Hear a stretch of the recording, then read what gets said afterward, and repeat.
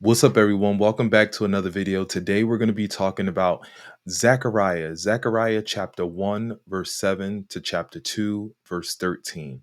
70 years, 70 years of exile, being enslaved by their enemies.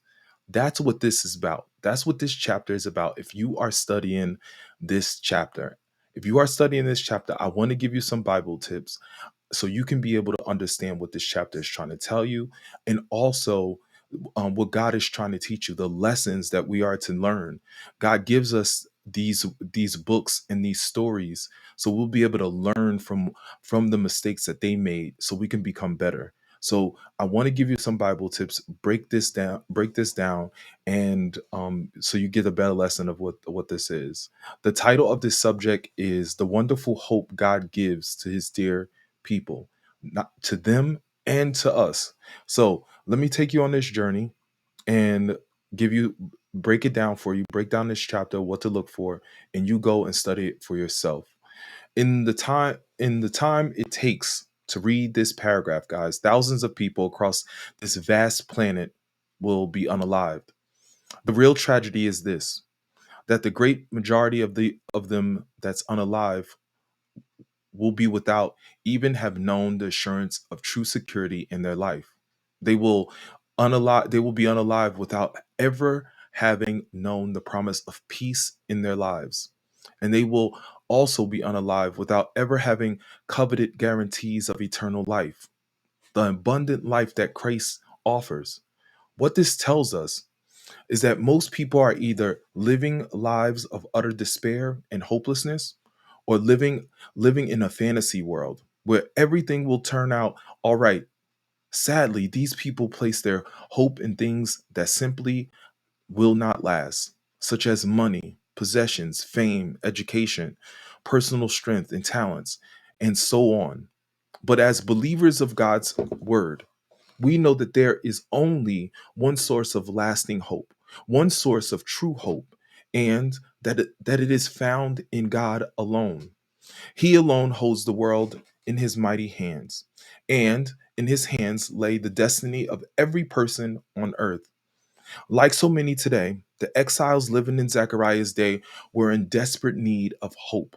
They had endured 70 years of enslavement by their enemies, living in exile in Babylon, other hostile lands far from their homeland.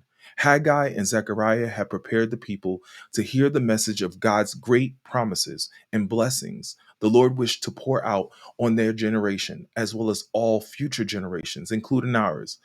Remember the first message Zechariah had preached. He called the people to repentance. Repentance was the very first step the people needed to take. If they failed to turn away from their sin and idolatry, they could not inherit the promise of God.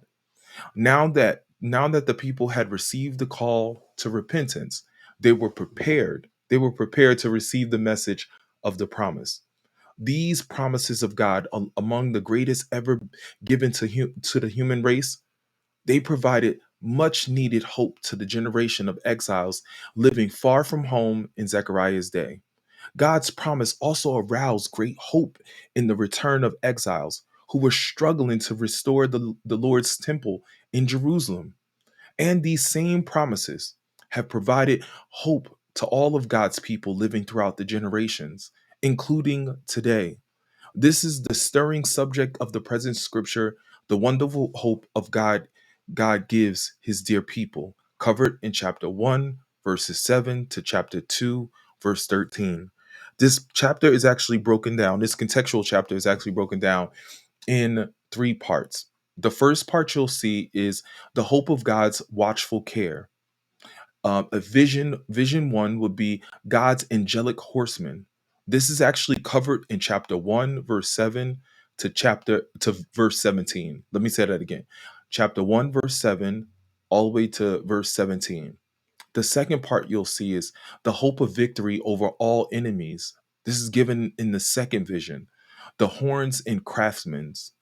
You'll see that in chapter 1 verses 18 to 21. And finally, the last one, the hope of God's glory on earth, the restoration of Jerusalem. This is the third vision, a surveyor.